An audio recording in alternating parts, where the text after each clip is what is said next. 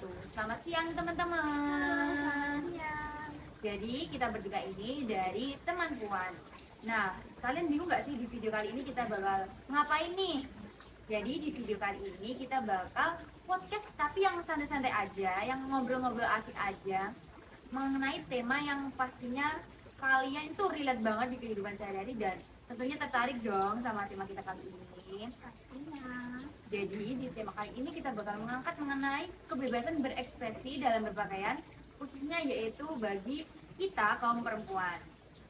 Nah, sebelum lanjut lebih dalam nih, aku kayaknya mau nanya nih sama dua teman aku, gimana sih perspektif mereka atau pandangan mereka mengenai kebebasan berekspresi dalam berpakaian. Oke, menurut aku kebebasan berpakaian itu harus ada sih. Setiap orang tuh harus bebas berpakaian. Karena kan setiap orang pastinya beda-beda tuh dalam mengekspresikan berpakaian. Terus habis itu gaya mereka, style mereka.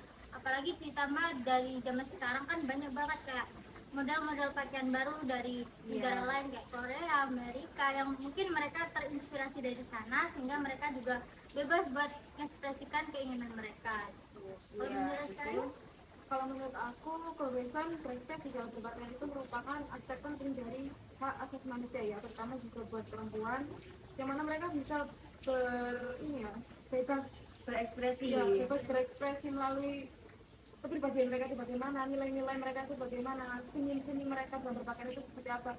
Jadi kalau memandang gender sedikit tidak adil ya pemahamannya gitu. Oh iya betul.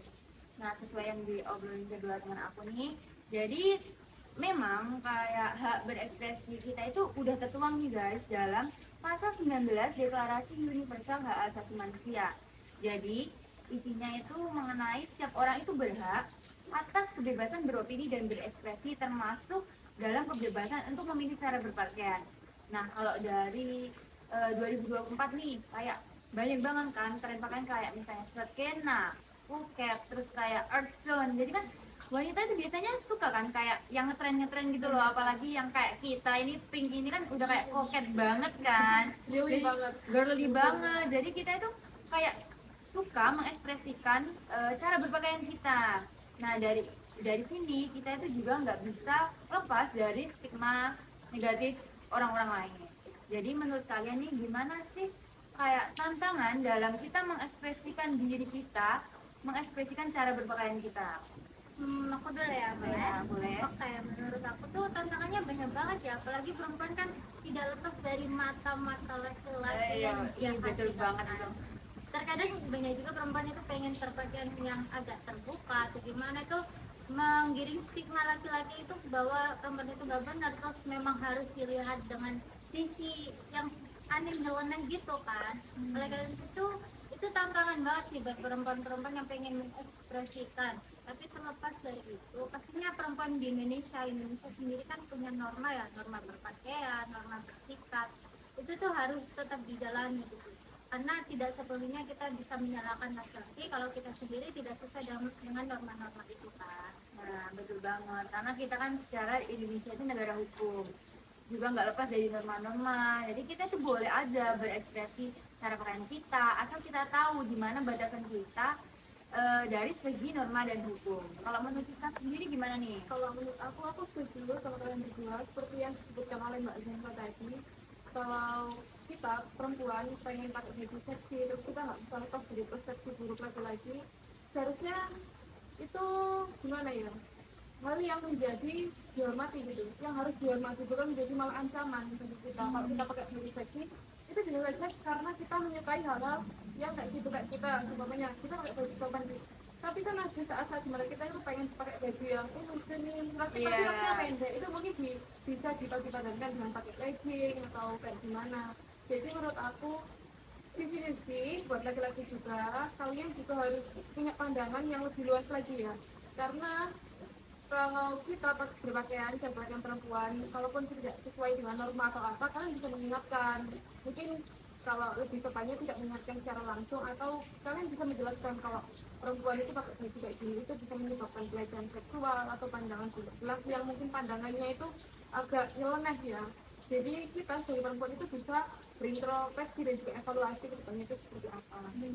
Jadi kita antara perempuan sama laki-laki itu harus tetap respect ya guys. Jadi kita tetap harus menghargai cara mereka berekspresi dalam berpakaian. Kalau semisal nih kayak kalian kurang serag gitu ya nggak usah kayak ngelakuin hal-hal yang merugikan perempuannya gitu loh. Ya bisa kan dalam teguran yang baik, kayak mengingatkan, asal itu tuh nggak kayak berlebihan gitu loh. Jadi kayak perempuannya juga nggak terintimidasi juga, kayak mereka kan jadi kayak takut berekspresi kayak gimana, jadi endingnya kayak fake gitu loh, kayak nggak sesuai sama kepribadian mereka sendiri.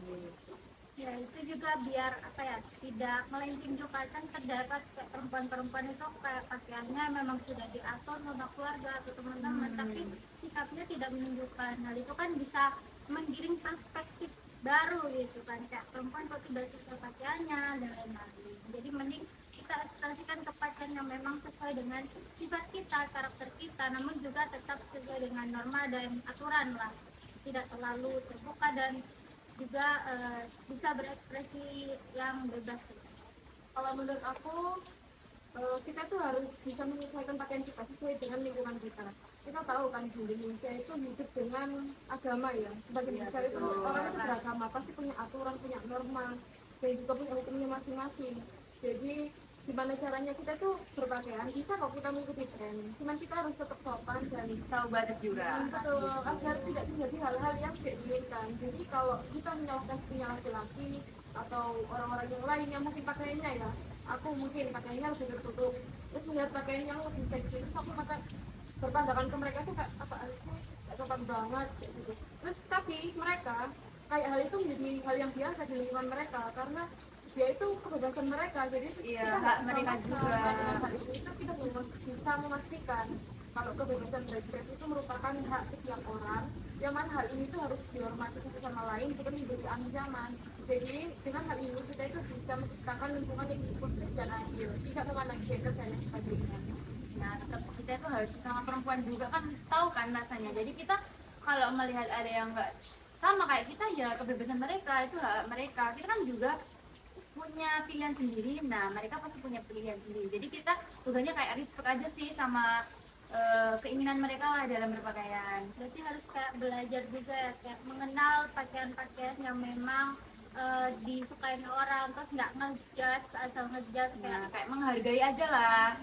Selagi bisa diingatin ya diingatin, kalau memang nggak bisa karena memang lingkungannya dia kayak gitu, ya udah kita respect aja, kita nggak bisa maksa kehendak orang lain. Karena baik lagi ini adalah hak mereka dalam berekspresi. Nah, kita kan udah tahu nih tantangan-tantangan, dampak negatif dari berekspresi, dampak positifnya yang kayak bikin percaya diri, bikin mampu berekspresi. Nah, kayaknya kita udah ngebahas nih seluruh ruang lingkup dari kebebasan berekspresi. Nah, kalau kalian nih punya pengalaman atau punya hal-hal yang ingin dicurhatin, kan kita sama perempuan nih, pasti kita kan ngerti kan rasanya. Nah, kalian bisa kirim di kolom komentar ya teman-teman. Nanti kita bakal bahas di video selanjutnya atau kita langsung bahas di kolom komentar tersebut. Nah, video kali ini kita bakal stop di sini dulu dan kita mau beranjak ke video selanjutnya yang tentunya ngebahas tema yang lebih menarik lagi, yang masih nyambung nih sama tema pertama, yaitu tentang kejahatan virtual yang kalau kita lihat nih kan pasti ini dampak negatif dari kebebasan berekspresi. Nah, tungguin ya di video selanjutnya. Bye bye.